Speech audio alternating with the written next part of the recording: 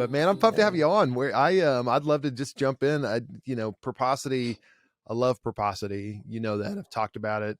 My kids love Purposity, and you're doing such amazing stuff. I would love to hear. Give us just for the listener a quick little. Here's what Purposity is, and then I want to dive. Then I really want to dive into the backstory on it because I don't know that story, and I'd be fascinated to hear how it all came about. But give me the quick hitter first on what Purposity is.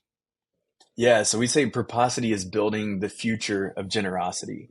And really, what we want to help you do is take your next selfless act in the world. Most people generally want to do good in the world, but we don't wake up thinking, hey, how do I actually do that today? We're busy. And so we just want to walk alongside you and provide simple ways for you to help your neighbor. You're so good, by the way. I've seen you're so good on the quick explainers. Whenever I try to explain something, I would have done what you just did. You did it in about 40 words. I'd have taken 400-ish to do what you just did. You do such because and I think by design, like you're making giving and generosity approachable. And so even in your explanation, it's so great how approachable you make it because it takes a little bit of the mystique away from it. How in the heck how did it start? I don't know this story. It is an amazing concept. It is progressive. It is cutting edge. It's very, very timely for where we are in culture. But when did that spark start? And maybe even before there was even a thought of Purposity, this whole notion of giving and generosity, how did that come about for you in your younger years and coming up to Purposity? Yeah, so I'll jump to right after college. Baseball was my dream, didn't make it. And so I didn't know what I was going to do. And I somehow landed at a creative agency. And we were building social media for companies, and it was kind of the front end of it. And I had an idea, and it was basically, what if Twitter was on the rise? And the idea was really simple. It was like, what if we told the story of one person in need, put the story on social media? Eventually, the story might get to somebody who could help. We could connect the two, and then maybe we could do that over and over and over. And so 2 weeks later, Atlanta floods. And so I was like, well, lightning's going to strike me if I don't do something about this. So I created a Twitter account on the fly, drove down, found an organization that needed diapers, told the story of the organization that needed diapers, and people helped across 6 different states in a couple hours. And so did a couple test runs of this, not really knowing what was going to happen. And then I got called by a disaster relief organization that December when the earthquake hit in Haiti, the major earthquake, and said, look, we need somebody. We see what you're doing. We need somebody to run social media for us inside this earthquake. So I went in and told my boss. He said, you're fired. Like, he knew the idea, and he said, you have to go do this. Wow. So in a couple days, I subleased my apartment, put all my stuff into a friend's closet, walked onto a plane, really with no backup plan. And we launched a social media campaign down there where we were able to connect United Nations, Doctors Without Borders, Samaritan's Purse. And ultimately, they collectively aided about 100,000 people in 2 weeks. And so for me, that was just a pivotal moment in my life, and said, you know what, like, let's leverage technology for good. And so the last 12, 13 years of my life has essentially in some form of fashion been leveraging tech for good. So I spent 5 years kind of building this social movement called Be Remedy. It was kind of experimental. Did everything from kind of TED Talks to just kind of having fun, inspiring people. And ultimately, I went on to work with a creative agency in Atlanta. And the agency was building mobile apps and TV ads and great experiences.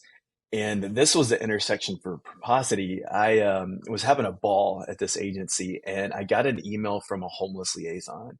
And I didn't know what a homeless liaison was at the time at a school district.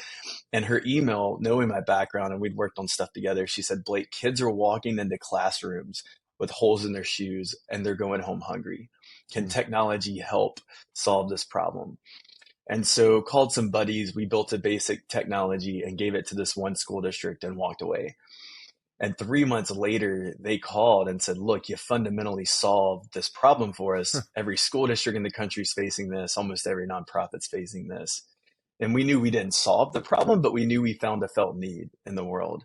And so we started just conducting massive user research. And everybody we interviewed, it didn't matter age, religion, gender, where they lived, at some level said, I want to do good in the world. I just don't know where to start.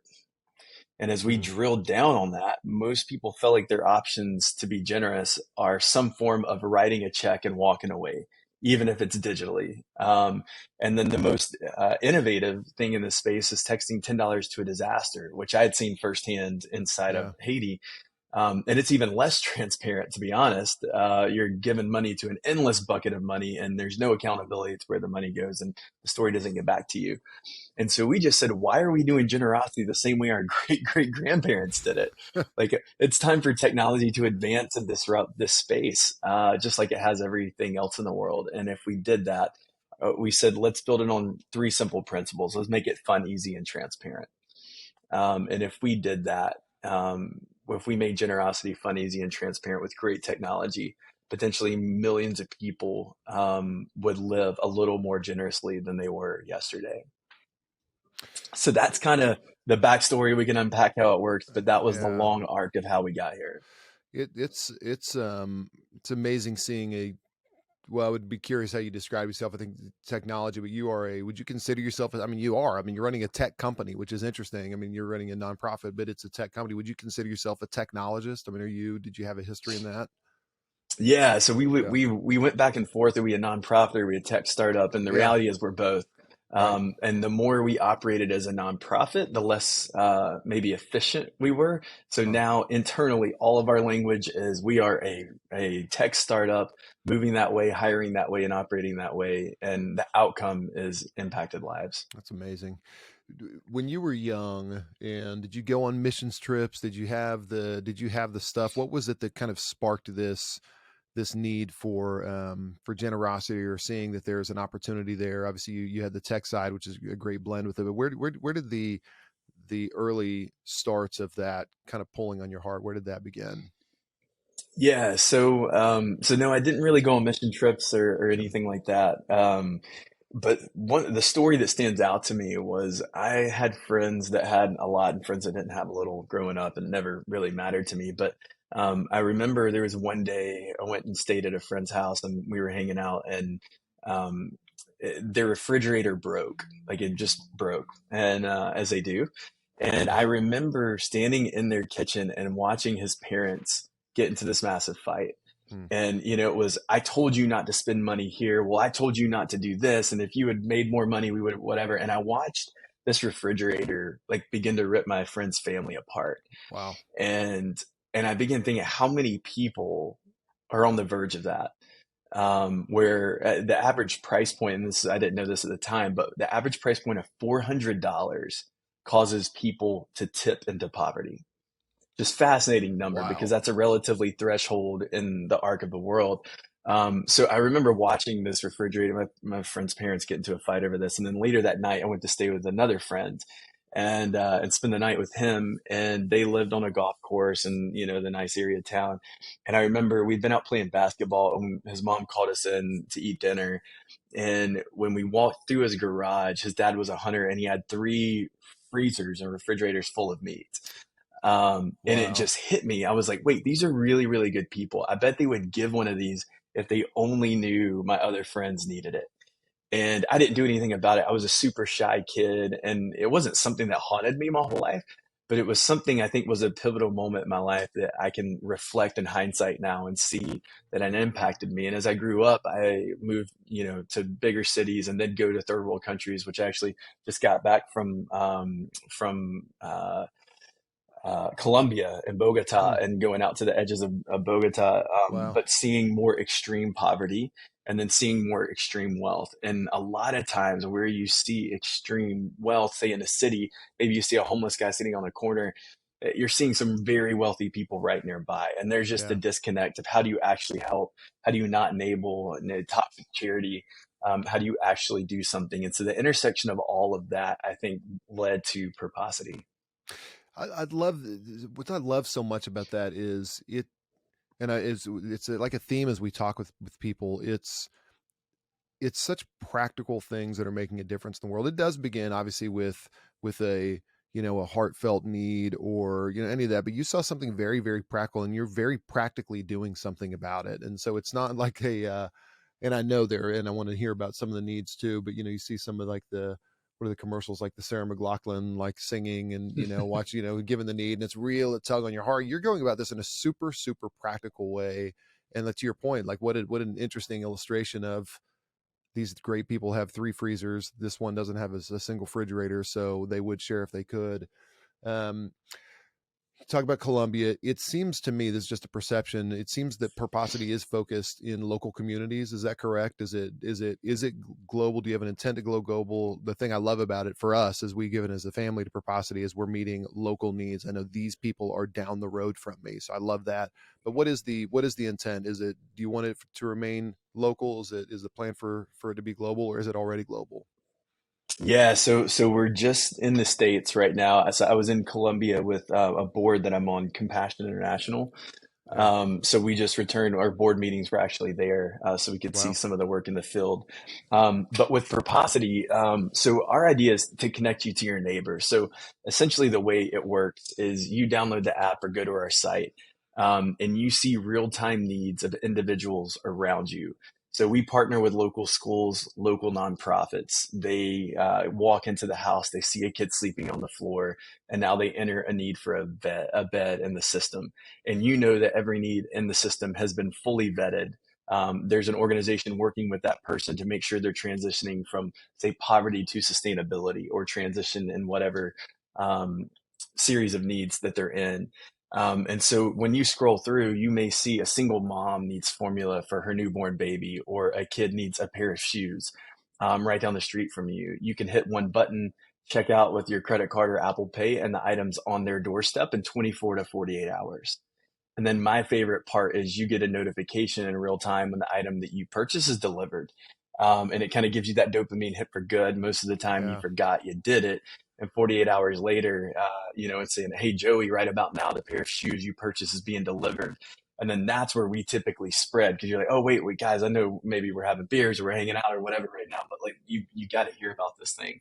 And then you get a profile, and you see every story of every life you impact now lives on your wall. You get an itemized tax receipt for it. And so it is very practical. It is one to one. You're directly putting shoes on somebody's feet or dinner on somebody's table. And so, yes, we're only in the US now. But as we go, our concept of neighbor will scale. Yeah. So at some point, what does it look like for the US to be Haiti's neighbor? And so we'll broaden that context of neighbor. But right now, you can either see local needs nearby you, or you can go follow your favorite organizations or schools and see their needs, and receive a notification of their needs when they have them. I like you said, that dopamine hit when you get that notification. That is a real thing. And you think about even the habit loop, the way people form habits. And so you can form, it's interesting I don't know that I'd considered this, forming a habit around generosity. So the habit loop being cue, craving, response, reward. What you just described as that reward. The real reward is that somebody is taken care of. But there is a reward intrinsically for yourself when you see that somebody's gotten that. You'd be like, oh, it's going to sound weird, but like, I did that. I contributed to that. And it's not like you're the person, like you're the great thing, that like you're part of something that's really, really cool. But I like that, to form a habit of generosity. I would assume that a lot of the people who are involved with Purposity, I assume that's pretty programmatic for them, right? People who like to give to Purposity do it on a pretty programmatic, habitual basis. Is that right? Yeah, and that's where we want to go as an organization. We actually found when we started, there was a lot of one and dones. We had and when you're building something, they say find the 100 who love you versus the 1,000 who like you. Yeah. And so we had that, but it was really interesting how many people got intersected by a text message or notification. Hey, I'm buying that, and I felt good, and I kind of checked the box and I moved on. Yeah. And then people started emailing us back and saying, hey, look, I'm not doing this as often as I want to. I should. And so we're really in the vein of how do we lead you towards the next selfless act? So you can turn notifications on and receive one weekly. You could get emails of needs. You could get text messages of needs. And those are designed just to intersect your life. Right. You'll probably ignore, Yeah. 3 out of 4 of them, but maybe if you pick up on one of them and you do that, maybe you get that dopamine hit for good, and you begin building that habit. And so we're like, how do we begin to help you flex that muscle of generosity. And the average price point of a need in our platform right now is $29. Yeah. So it's relatively low. You can bite it off. You can go find a couple $100 item if you want to, but how do we get you to flex that muscle? And the next thing folks asked for was for a goal. And so you can set a goal in there of how many people you want to help per month or per year, and we'll help progress you towards that. And then where we really want to go is getting really, really sophisticated with this, by saying, when you come in, where are you on that spectrum? Are you somebody that's saying, hey, I'm helping, this is my first act of generosity ever. Like, I don't really care about this. But maybe I'm inclined to, or I am a habitual giver and I would like to move some of my percentage giving to this directly to neighbors in need. And so once we figure out where you're on that spectrum, then we can provide insights back to you. It's kind of like Spotify gives you your end review of the Yeah. music you listen to. It'd be like, hey, Joey, what does it look like to, did you realize that 30% of the needs you gave to this year were for children living in poverty, or Wow. 15% of them were for sex trafficking, or did you know these things were breaking your heart? And so how do we use data in a really Mm. interesting, sophisticated way to begin building that habit and bring you back and help develop a strategy, for your giving? Dude, that's fascinating. The idea that we all have a set of habits or feelings or whatever it may be. And then for you to go back and say, hey, here are the themes that we saw in you. You may not have known that you have a heart for children, right? You may not know that for people who are food insecure, like that's a thing for you. And so to identify that in people, and then what's cool about that is what I love about that is that as people begin to identify themselves a certain way, they start to act that same way too. So if Purposity has helped them identify that they have a heart for children, then they start saying like, oh, I have a heart for children. And then what do? They do the things that someone with a heart for children would do for children, right? They go take care of them, and it becomes more habitual. That is awesome. That's so cool. That is so good. And then you start realizing you don't need the Sarah McLachlan song playing in the background for you to do something, right? And we like have a mantra. We're like, we will never be the sad faced organization. In Yeah. fact, we Yeah. have writers. So our needs are submitted by social workers, homeless liaisons, teachers, and they're not necessarily like written well or grammatically well. And so we have a team of writers coming in behind to turn that story that may be sad into something uplifting. And one of my favorite ones was, could you imagine your child going commando to school?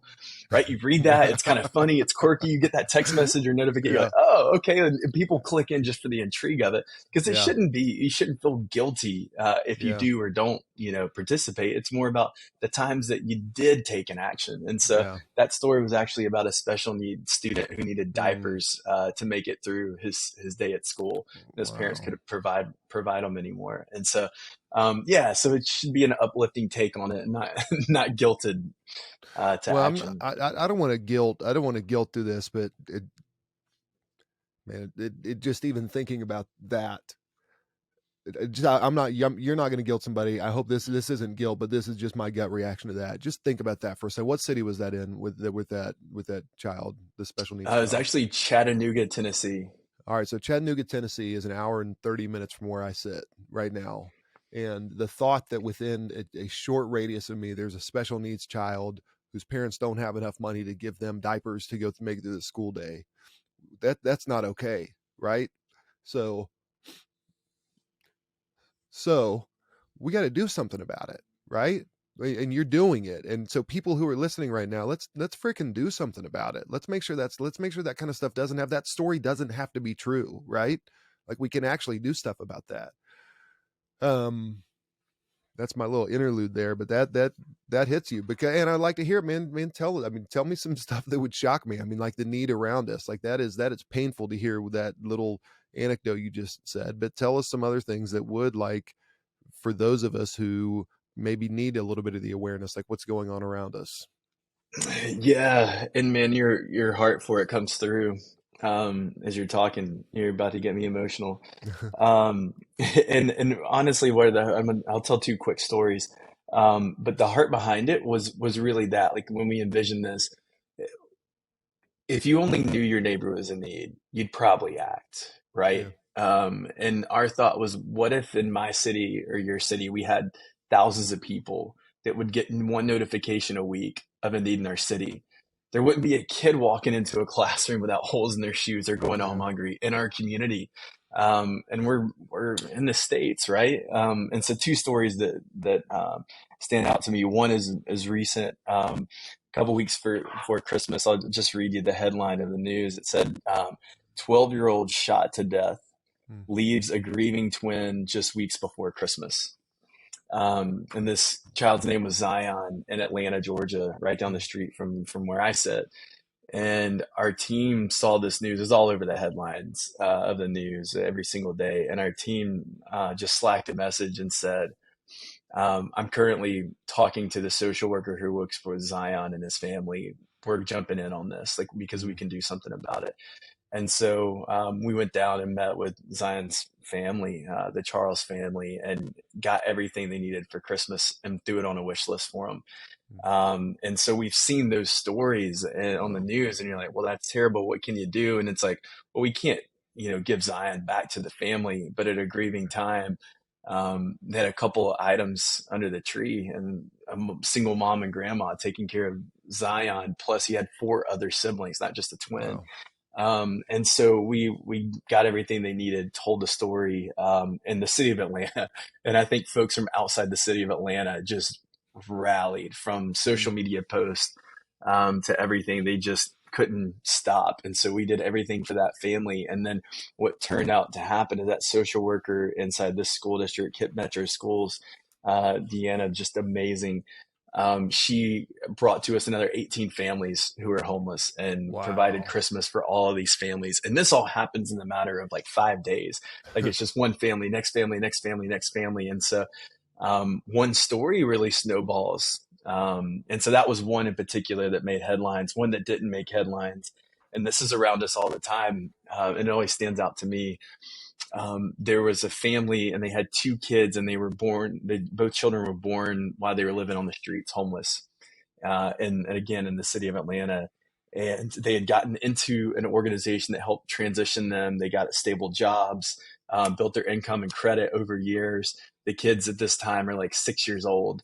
And now they had bought their first home. And so we were able to partner with them and say, hey, look, they bought the house. Let's get the beds, the silverware, everything that this family needs to get back on their feet so they can put their money towards sustainability. And so we did. And so I don't usually get to be a part of a lot of the stories like these two, and that's why they stand out to me. But we got the beds and we got to drive them over their house, and we went in and assembled them. We kept the kids outside, and we assembled them. And finally we said, hey, the beds are there. So we went outside and the kids ran in, and I sat in the corner of the bedroom. And man, I don't know if you've ever seen a kid at 6 years old that's never had their own bed. But the look he had on his face, he didn't go jump on the bed. He didn't have a pillow fight. He turned around and ran to me, a total stranger, and gave me a hug and was like, thank you for my bed. I'm like, man, that was right down the street from me. Like, the fact that there's kids that never had their own bed at 6 years old down the street from us.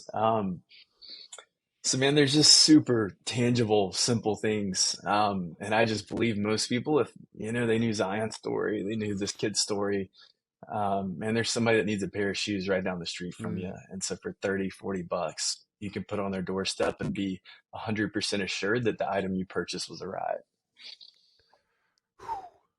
Buddy. Somehow we went to Sarah McLachlan sad songs, Yeah, and we did. those We are went uplifting Sarah stories. They're McLachlan. not. I will remember you. Yeah, I will. That was not. Yeah. I mean, you think about what happens with this intersection. I'm just envisioning a Venn diagram of intention. People have an intention, and then you couple that with awareness. But then you bring the most important part is like a plan and a frictionless way to do it. Like, yeah, you can combine your intention with now your awareness of the need. Like, and here's the plan to go take care of it. And we're without, those of us with the intention now have an awareness and a plan. Like, we can do it absolutely today. It's a download of the Purposity app, and it's quick. I mean, I'm telling you, I've experienced, it's super easy. I'll tell my experience with Purposity is 2 Christmases ago, I told my kids for Christmas, I'm going to give them each $50 a month towards Purposity. And what was cool about that was it immediately became their thing. So they They took a look at the app. They scrolled through to see, what the needs were, and they said, "Oh, you know what I want? I want that. I want to do the bed. So, Dad, can I pre-use January to March? Can Harrison and this is my daughter? Can Harrison and I combine our January through March money to buy this mattress together for this kid, for whomever it was?" And so they like immediately, like their brains started going on their own. I had no idea that. I just figured they'd pick something for $50 each individually, but instead they joined their money. They found the thing that was most important to them. And then every time they would do it, they would have a little unique spin for that, which was so awesome just to know. And then to be able to have a conversation with them to say, hey, this isn't thousands of miles away. Like, this is somebody you may have walked by in the grocery store. This is somebody that that's right down the street from you. So for me, for anybody listening, this, families listen to the podcast in a lot of cases, this is an easy way to get your kids into that habit of giving. And it challenges me again. I need to get the kids back on that. I mean, they went through their year and they loved it. And now it's time to get them back doing that, because what an amazing thing to give them an easy way to participate in giving and knowing that they are helping somebody. And not only that, Blake, but like, this is what you freaking do. Like, this is, if like to whom much is given, much is required. Like, this is what you do. And that's not a guilt trip, but that's just saying, like, yeah, a part of life in having anything is you share it with others. That's what we do. You know what I mean? Yeah, man, and to instill that in kids, honestly, that story you told is one of my favorite use cases of it. Early on, we had a story of a family who we found out was using it. We saw that they were meeting needs in different places throughout the year, and we realized every time they went on family vacation, they found a need nearby them to mark their family Wow. vacation. And I thought, man, that's really cool. And then you sent me a photo of the app printed out that you were packaging for your kids and the directions and how to use it. And so to me, those are two of my favorite use cases because look, most people think they wait until later in life to figure out why am I here, or they're going to build up their wealth and then they're going to try to give back, at the end of their life. And the reality is, man, in $20, $50, $100 increments, monthly or a couple times a year, you begin living a life of generosity. Yeah. You begin living on purpose today, and you don't have to wait. And you begin to see all these little things add up. And the reality is, you're still going to have that same amount of wealth because the $50 or $100 Yeah. probably isn't going to break you. But then you could still have the sum later to give. And then look, you probably lived a life a little more open-handed, and a life you might be a little more happier about if you can Yeah. just carve out that little chunk to give. So you instilling that habit in your kids at that age was just super inspiring to me and the Dude, team, and we even shared it to our board. So thank that's you for awesome. that. Yeah. Well, again, it's easy. It's approachable. It combines intention with awareness, and then with a plan, and it's easy to follow through on. It really is. So very, very simple. Um, I want to talk about maybe watershed moments for Purposity. Do you think the biggest moment, you were interviewed on the Today Show, was that a kind of the big watershed moment, where it's like, okay, we're on the map here? Was that the big one? Yeah, I think so. You know what's funny though is in the begin, it was really the early days when you Uh-huh. go from an idea to wait, this actually worked. I know week one, we started with our first school district, and all we had was a mobile website, and we texted everyone. So we had maybe 50 people signed up. We had like 30 live needs for this one school district, and we sent a text message out, and we're like, is anybody going to respond? And in 20 minutes, every need was gone. And I Wow. remember that was maybe the biggest celebration we had as a team because we're like, this just worked. Like we went from 0 to 1. And then, yeah, I mean, obviously the Today Show was a big one for us. And that was really cool too because it was on the front end of the pandemic. It was right as COVID was hitting, and I thought the moment on Today's Show was going to be in studio and fly to New York and like this whole Yeah. big to do. And I was sitting in my living room. I had my laptop on a stack of books, so it had the right angle, and like had two cell phones on the side to light it well. And I had actually just changed my like couple-month-old son's diaper in that living room, Amazing. like right where I was sitting. So it was like this real humbling experience. But at the same time, we were able to watch users sign up in all 50 states because of one new story. Wow. And so it was a really cool moment. And granted, we didn't have live needs across the entire US yet, but it did both sides of the marketplace. So we had users sign up and organizations inside sign up. And so that was a really fun moment for us. I always get concerned, candidly, with leaders who are doing good things, because leadership is an island, because you do open yourself up to scrutiny, because you are, the verse in the Bible, don't grow weary in well doing. The reason it's there is because people grow weary in well doing. You've been doing this for 12 or 13 years. Um, Maybe an encouragement: please don't grow weary in what you're doing and well doing, because it's amazing. But I'd love if you'd be willing to, be a little candid and vulnerable. What are the disappointments like? What are the challenges like? What is it like to be at the tip of the spear and doing good? But certainly in any organization there's disappointment, not to mention ones where you see desperate needs out there. But what is that like, the disappointment and challenges in managing Purposity? Yeah, so there's tons of them, right? And part of the hard part of what we're doing is a tech startup as a nonprofit has been really challenging, Huh. because how do we attract, say, the level of engineers that we need? You get a computer science degree, um, from a decent school, Google's going to pay you 200 grand right out of college. Right. And so we, as a startup nonprofit, not startups aren't going to pay you that, but they'll give you equity. Right. And so like we don't have the equity piece, we don't have the salary, so we've got to attract somebody that has a heart for that with less resources. And because of that, we get people that will bite it off for a period of time, and then we don't have high turnover. We actually got really good retention among our team, but it's a threat to us a lot. Um, so that's one side of it. Fundraising for this is actually surprisingly hard. Huh. And so what we found, and maybe somebody listening will say that's not us, and hey, call us. But what we found is a lot of folks, when we meet with like family foundations or families, and independently wealthy folks, is they'll say, our family has decided that we're going to end sex trafficking, or we're going to put our money behind homelessness. And while we can show you how our technology is going to take that vertical and how we're impacting it, and with your donation, we will grow it X, it's a different mindset to say we're going to fund the build out of technology to increase this Oh, vertical versus directly funding, those items ourselves, or those causes ourselves. So that's been a really one I didn't see coming. To be honest, I thought that would be, some successful tech folks would get it, but they want that to. So investment buckets are a little more open handed, and donations are a little more guarded, is what we found so far. that's really surprising to me, because you would think you would have somebody who is progressive thinking, forward thinking, who can see the tech angle here and the benefit of that. And so it's just because it has to go through, building out the infrastructure, which again, you would think somebody with some business success would appreciate. Here's the infrastructure you build out to have a greater impact, because it's a multiplier, right?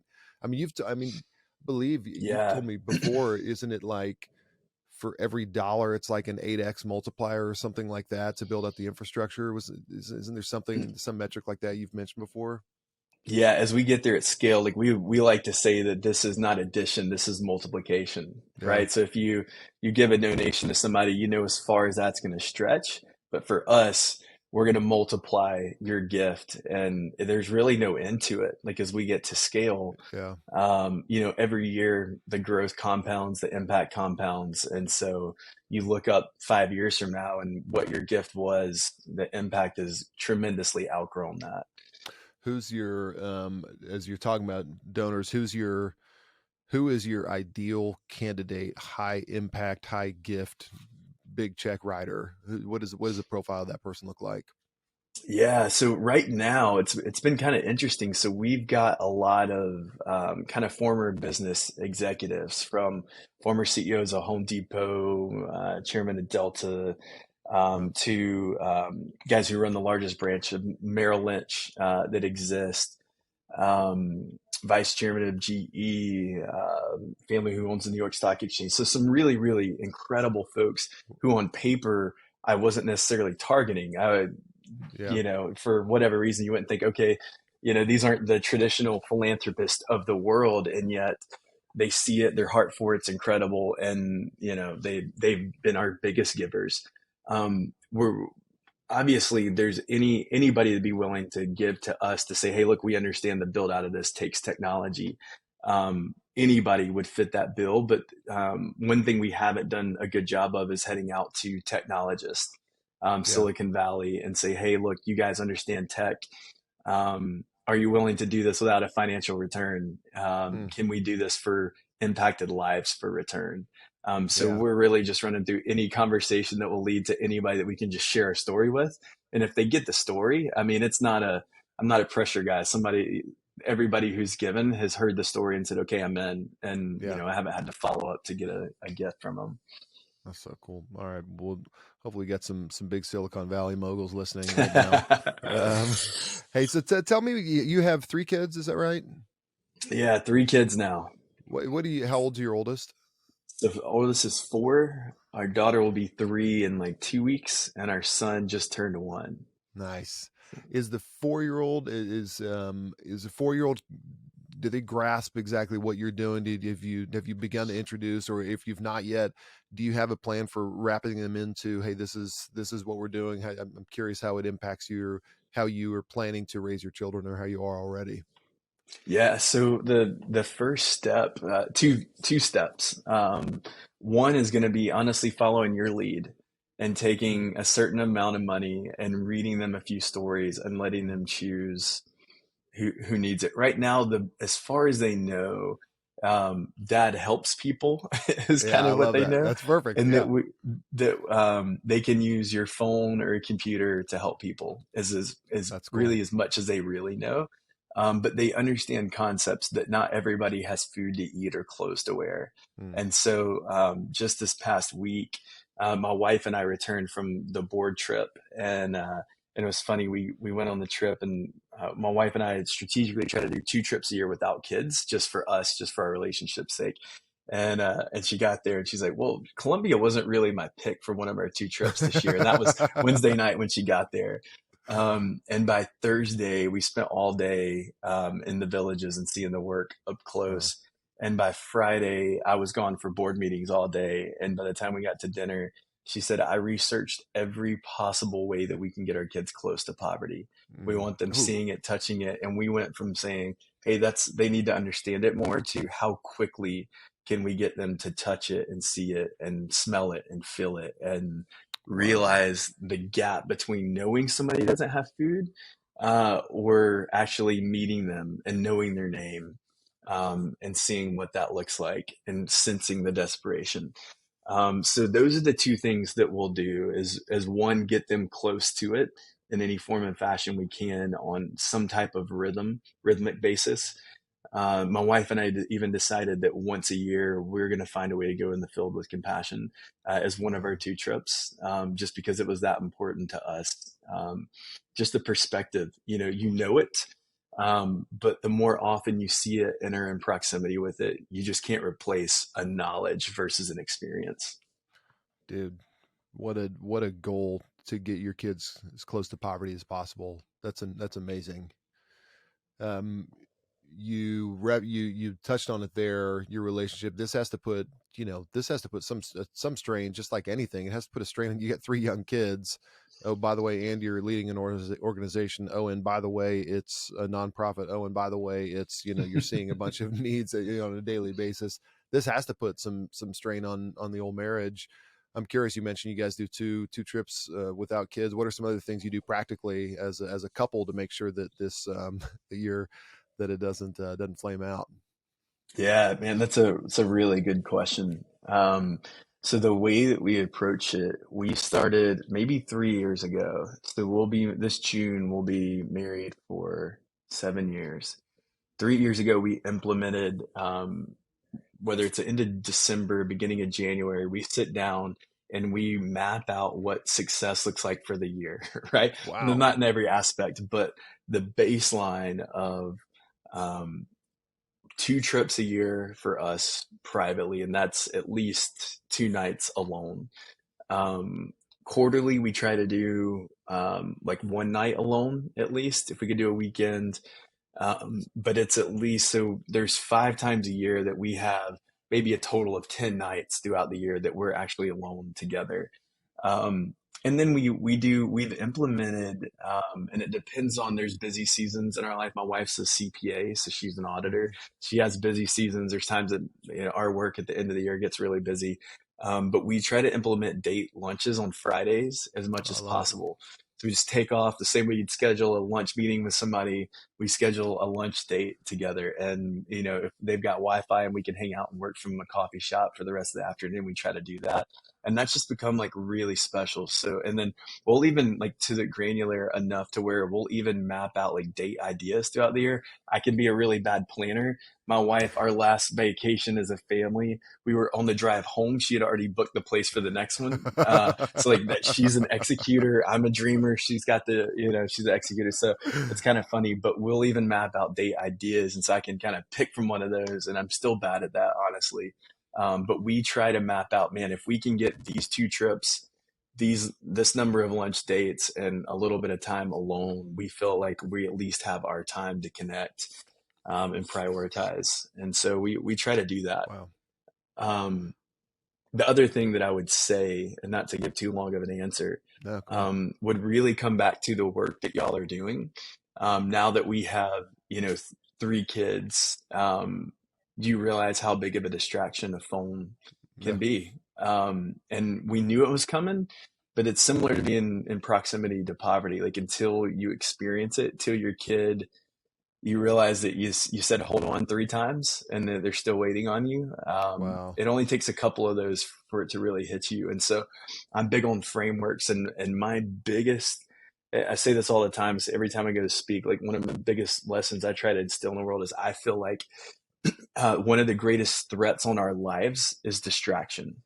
Mm. And our phones give us incredible freedom, but they can be incredibly damaging. And Yeah. so I'm big on guardrails against distraction. And so, it's when I'm eating, I say, am I eating because I'm still hungry, or because I want this? And so I have all these little guardrails, that I have in my life. And I really believe that Aro, in my framework of life, may be the best guardrail against the Mm. greatest threat to my life. So thank you Wow. for building it. Thank you for giving us that guardrail. Thanks for giving us that protection, because I think distraction from the thing we want most in life, Mm. it's a drift, and it's not Yes. necessarily, nobody has the intention to spend their life here versus Yeah. here. But we drift there. And so I see what you guys have created as one of the best guardrails against the greatest threat that I believe is in my life. Well, you're very generous there. Thank you. And I couldn't agree more. I mean, we define distraction very simply. Distraction is anything that gets in the way of your intentions. And I believe that when I get home, I want to be the most present for my kids. And if you find yourself again and again just getting in the way of that. And so how can you? And to your point, I really like what you said, because it is a drift. It is insidious. It is slow. And so how can you set up those frameworks and those guardrails? And Andy Stanley talks about, guardrails are there so that something worse doesn't happen. It's not great if you tap your car against a guardrail, but it's a lot worse if you're off the cliff. And so that guardrail is there so you can just bump it and experience something that's kind of bad, so you don't experience something that's really bad. And so I love, I mean, even in you're talking about a date Friday with your wife. That's also a guardrail, right? That's a guardrail. It's a positive guardrail. It's a guardrail to make sure that you're prioritizing those things that are most important to you, which is connection and intimacy and all that kind of stuff. I love that. I love how I love how you say you're a dreamer, and I do know that and believe that, but you're also super practical. I mean, all of these things are. It's almost like you've like put up all these systems so that you can achieve your dreams. It's like ethereal and practical all at once. It's super interesting. Well, it allows me to dream, because if I have the things that I know I'm going to do and accomplish, then okay, I'm probably going to get distracted throughout my year and miss Right. here. But we've got the baselines, and if we know we got these, then we can ensure success and try to work that. So that's why frameworks are big. It's an Yeah. Enneagram 7. I It, love it. it runs There you against me all the time. go. Man, you've answered a lot of it. You are extraordinarily intentional, and we talk about intentionality a bunch, and that's what the Aro podcast is. It's conversations with people who strive to live intentionally. What does that mean to you? What does intentionality mean to you? Um, so I think intentionality to me means know that you know what matters most here Hmm. and that you've prioritized this, right? So Yeah. if this conversation for me, if I'm going to be intentional, I have to know that this conversation matters the most in the world to me right now during this conversation. And I've prioritized it so that I've prepped, I'm ready, I'm not distracted. And to me, I think if I know what matters most here and I prioritize for it, to me, that's being intentional. Man, that's so good.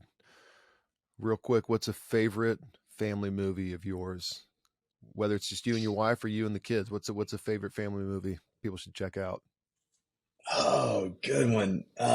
The I one our didn't prep you kids for are that in. one. Yeah, no prep for that one. The one our kids are into is Luca right now. Ah, For yeah, whatever reason, it's a Disney animated movie.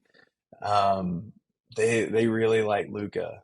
I love Silencio Bruno has become a big state. Hey, don't fear this. You're riding your bike, go for it. You know, you scared of monsters. Silencio Bruno, let's go have fun. Don't worry about the monsters. So we pulled a couple little themes out of it that are good.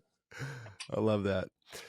Hit what does Purposity need right now? What's the best thing that anybody can do who's listening relative to Purposity? What do you need? Um, Look, if you believe that statement that you would help your neighbor if you knew they were in need, create an account and help one person and set a goal to do it, even if it's twice a year, once a month. Just take that next step. Take the next step towards generosity. For us, that would be the best thing you could do. From personal experience, it's so well worth it. Do it as a family, do it yourself individually, have your kids do it, let them make it a project for them, let them take control. We don't give enough credit to our kids. They would love to do that stuff. And if you give them just, hey, here's some money, go help some people. You said something earlier, by the way, I want to come back to that. I love, you said when your kids know that dad, you use your phones to help people. What a cool, we love technology here. We put it down. We want people to put it down for a few minutes every day, but what a cool framework your kids have. Oh yeah, a phone, that's how you help people. What a cool paradigm that you can kind of flip the script on phones. That was just something that popped out. So I would encourage families, please do go set up an account, go get involved. We'll have all the stuff in the show notes on where to download and all that kind of stuff. And then is purposity.org, is that the website? Yeah, purposity.com. Purposity.com. I like that. Bringing it out of the real people, I like It, that. The you .com. can find it. You can find it. Purposity. If you can put purpose and generosity together, you'll get there. I love it. Blake, bro, thank you so much for all the work you're doing. Thank you for your wisdom. Thanks for making me cry a little bit. Appreciate that. And man, I appreciate what you're doing. Thank you very, very much. Same here, man. Really enjoyed the conversation. Thanks, brother.